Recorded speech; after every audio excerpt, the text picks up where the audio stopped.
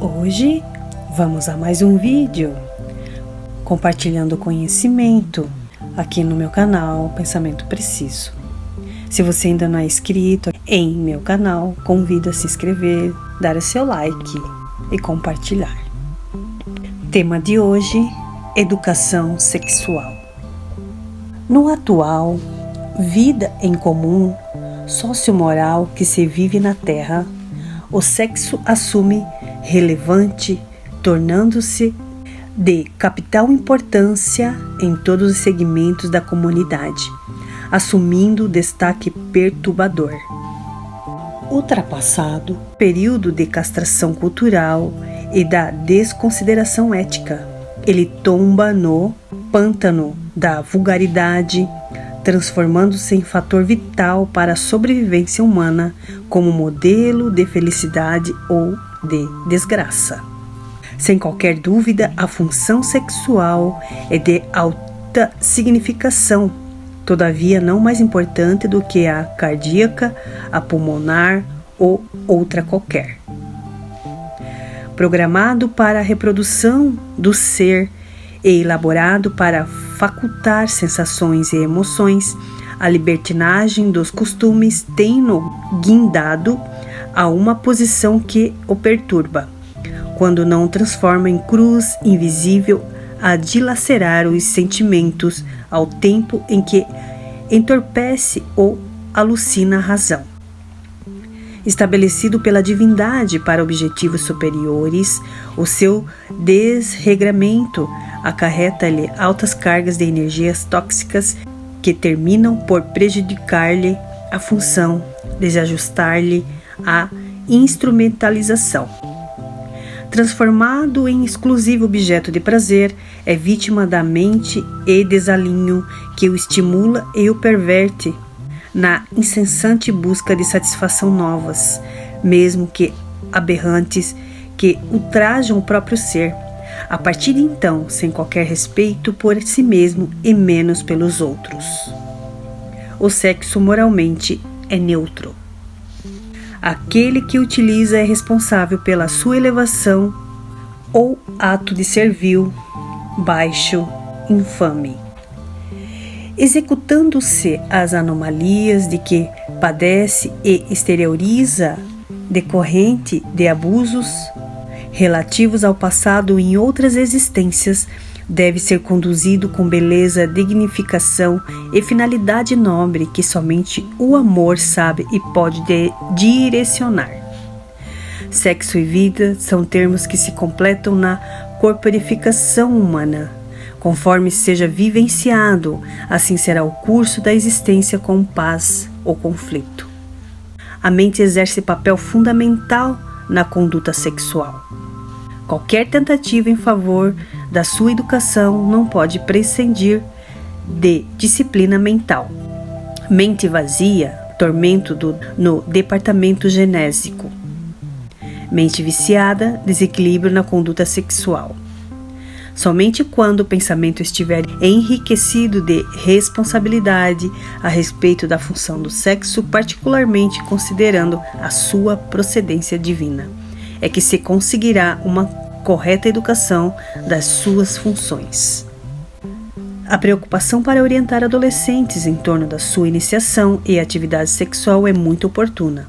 No entanto, isto não pode depender de aulas semanal, qual ocorre com a disciplina do currículo escolar, ante os desafios da insensatez dos adultos, de conduta reprochável, quer dizer que é digno de reproche ou censura, dos espetáculos deprimentes e vilipendiadores, ou seja, aquele que vilipendia, considerado como vil, expostos pela mídia, dos despautérios domésticos e dos estímulos perturbadores das drogas e da pornografia generalizada.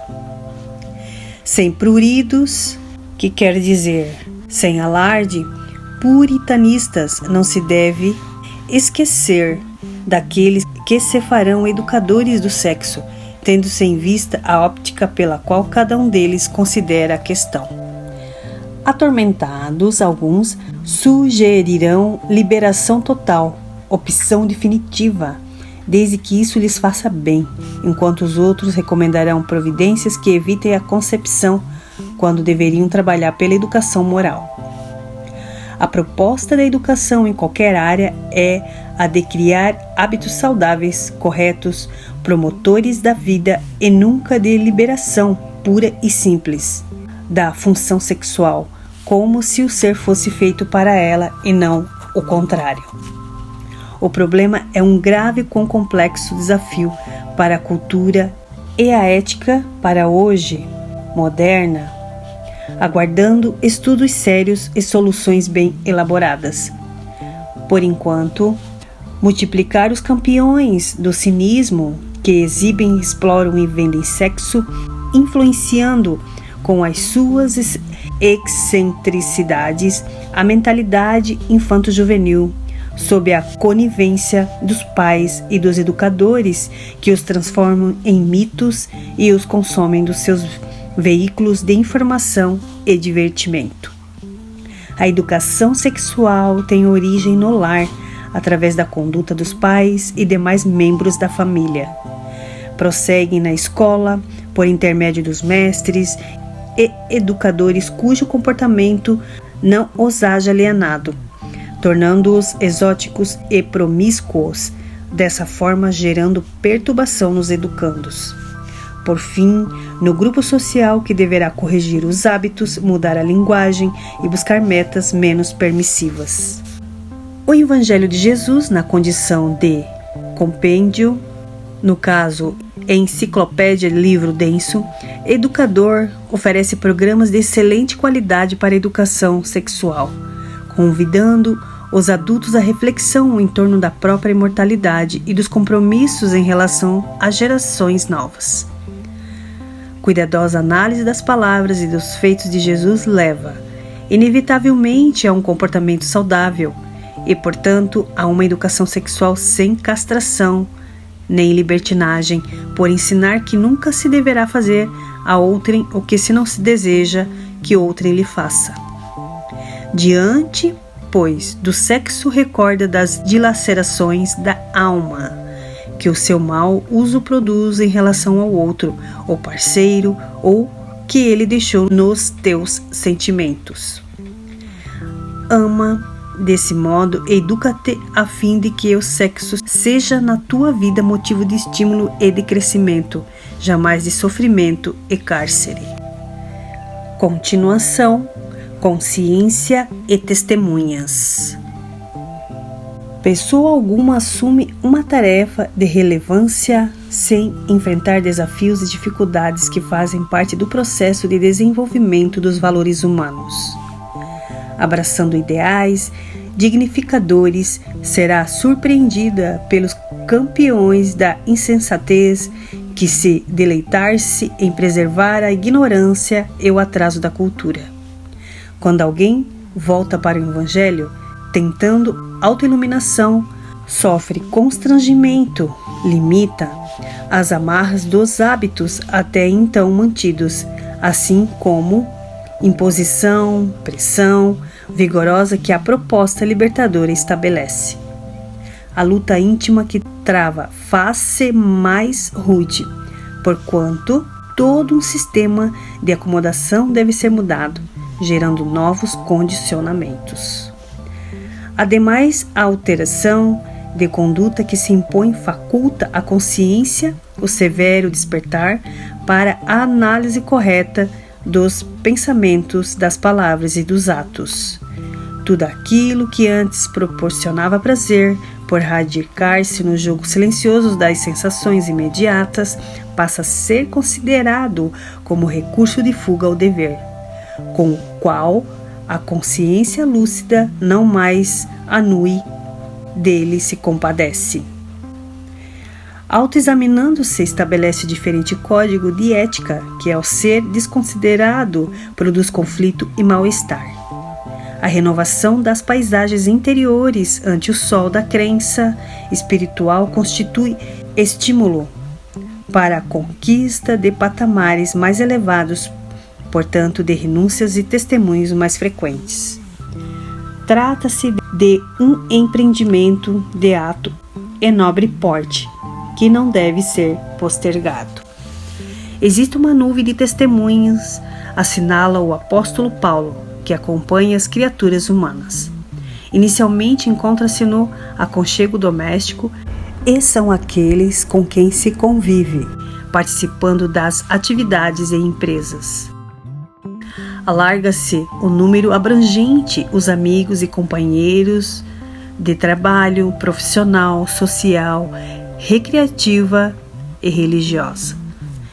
Naturalmente, convivendo umas com as outras pessoas, são-lhes testemunhas recíprocas em razão de estarem nos mesmos eventos, de possuírem aspirações equivalentes e produzirem realizações comuns. Ademais, apresentam-se como benfeitores espirituais, abnegados que se responsabilizaram pela nova experiência carnal, assistindo, inspirando e socorrendo aos seus queridos pupilos. Sem dúvida, tomam conhecimento dos esforços empregados na execução dos planos existenciais, tornando-se testemunhas, querendo ou não, dos seus sucessos como os dos seus fracassos. Na mesma ordem, adversários gerais do progresso, como dos indivíduos, tornam-se vigias implacáveis, induzindo aos erros, ao fracasso, ao retorno aos sítios escuro, desagradável, de onde desejam sair, abandonando-os em definitivo. Anotam as suas deserção, os seus comprometimentos negativos e felicitar-se quando os veem cambaleantes e receosos, impulsionando-os para a desistência, para o abandono dos propósitos saudáveis, sob a suspeição de não possuírem valor moral nem resistência para vencerem as paixões. Tem cuidado com as fontes do sentimento, de onde brotam as boas como as más ações. Se cais, levanta-te e prossegue tranquilo. Todo empreendimento experimenta momentos difíceis. A árvore débil que não deseja ser arrancada pelo vendaval dobra-se deixando-o passar. Não te permitas consciência de culpa, porque faliste, porque não tiveste força para perseverar nos propósitos mais elevados. Faculta-te o direito de recomeçar quantas vezes te façam necessárias. As tuas testemunhas, boas ou más, estarão contigo, conforme a paisagem mental em que te firmes. Se desejares ascensão, os teus guias virão em teu socorro, mas se preferires abaixados da ilusão, outros espíritos te estimularão. Em qualquer circunstância, porém, recorda-te de Jesus e busca-o, tua testemunha amorosa que é e que aguarda pacientemente conforme o Pai com todos dessa forma se comporta. Continuação, a dor e suas bênçãos. No universo, o caos é a presença da vida em ebulição e em desenvolvimento. O repouso, se houvesse, significaria o aniquilamento da ordem do equilíbrio. Tudo se agita, desde a micropartícula às galáxias, em incessante movimentação. Sucumbe, ou seja, cessar, deixar de existir, um astro pela decadência da energia e surge outro pela aglutinação de novas moléculas. Só na vida, em toda a parte e, portanto, ação. Só a vida em toda a parte e, portanto, a ação. É natural que no ser humano esse processo se expresse como desgaste que produz dor. O pântano e as águas estagnadas experimentam rigorosa drenagem, a fim de transformarem em jardim e pomar. O deserto sente a modificação da sua estrutura mediante elementos químicos, de modo a germinar e coroar-se de flores. A semente sofre o esmagamento e arrebenta-se em vida exuberante. Nos animais, o parto é violência orgânica dolorosa que liberta a vida que conduzia encarcerada. Compreensível desse modo que o desabrochar da perfeição comece pelo despedaçar, no grotesco em predominância ao ser humano. Erros que geraram calamitosos efeitos a reparar, desafios que promovem a conquista de mais elevados patamares apresentam-se com frequência. São inevitáveis as ocorrências depuradoras, os sofrimentos de sublimação. A dor é mensagem da vida cantando o hino de exaltação e glória à evolução. Recebê-la com tranquilidade constitui admirável realização íntima da lucidez intelecto-moral do ser humano. Pressões, compreensões, dilacerações constituem mecanismos da vida que se liberta do cárcere temporário para a exuberância da sua plenitude. Compreender a função da dor é atitude solidária, caminhando-lhe ao lado em vez de enfrentá-la com extravagância da revolta. Entendida, o seu significado profundo torna-se amena e disciplinadora de impulsos graves quão danosos que persistem dominadores. Em razão disso, a atitude passiva, o pensamento de aceitação e entendimento contribui para torná-la produtiva e enriquecedora. Diante da transitoriedade do carro orgânico a que o espírito se atrela, eis que o desgaste e a decomposição fazem parte dos fatores de destruição da aparência para que o ser eterno atravesse os rios incomparáveis da imortalidade. Sem a histólise, no caso a transformação que precede a estogênese, no caso formação e desenvolvimento demorada, a lagarta jamais flutuaria no ar como borboleta delicada. As condições físicas, portanto, são como permanente transformação, e a dor representa as mãos do divino escultor, trabalhando formas novas, aprimorando arestas e corrigindo com qualidade.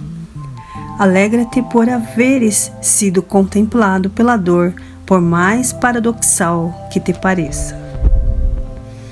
Bem-aventurado aquele que sofre em paz, quando outros, dessaciados em tranquilidade, infelicitam vidas. Mantém-se confiante, mesmo sofrendo, e transforma as tuas ansiedades em gratidão a Deus, por haver estabelecido diretrizes diferentes das tuas que te farão realmente feliz para sempre. Deixa-te, pois, arrastar pelas mãos do sofrimento digno e converterás lágrimas em sorrisos, tristeza em júbilos, frustrações em pacificação interna, ancorado em Jesus, que nunca te abandonará. Dor bendita que liberta, purifica, eleva, louvada sejas. Esta foi a nossa mensagem de hoje. Gratidão. Namastê.